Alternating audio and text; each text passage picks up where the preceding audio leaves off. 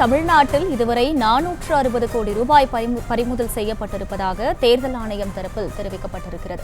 கூடுதல் விவரங்களை செய்தியாளர் மதியழகன் வழங்க கேட்கலாம். தேர்தல் ஆணையத்தால் இந்தியாவில் இருக்கக்கூடிய அனைத்து மாநிலங்களிலும் கைப்பற்றப்பட்ட ரொக்கம், மதுபானங்கள், தங்கம், வெள்ளி உள்ளிட்ட விலை உயர்ந்த பொருட்கள் மற்றும் இலவச பொருட்கள் உள்ளிட்டவற்றை எவ்வளவு பறிமுதல் செய்யப்பட்டிருக்கின்றன என்ற விவரத்தை தேர்தல் ஆணையம் தற்பொழுது வெளியிட்டு இருக்கிறது. அதில் தமிழகத்தை பொறுத்தவரைக்கும் 53 கோடி ரூபாய் ரொக்கமாக பறிமுதல் செய்யப்பட்டிருப்பதாக தெரிவிக்கப்பட்டிருக்கிறது. மேலும் 4.4 கோடி ரூபாய் மதிப்பிலான 5,90,297 லிட்டர் மதுபானமும், அதே போல 293 கோடி ரூபாய் மதிப்பிலான போதைப் பொருட்கள், 78 கோடி ரூபாய் மதிப்பிலான தங்கம், வெள்ளி மற்றும் 31 கோடி ரூபாய் மதிப்பிலான இலவச பொருட்களும் பறிமுதல் செய்யப்பட்டிருப்பதாக தேர்தல் ஆணையம் அதிகாரப்பூர்வமாக அறிவித்திருக்கிறது.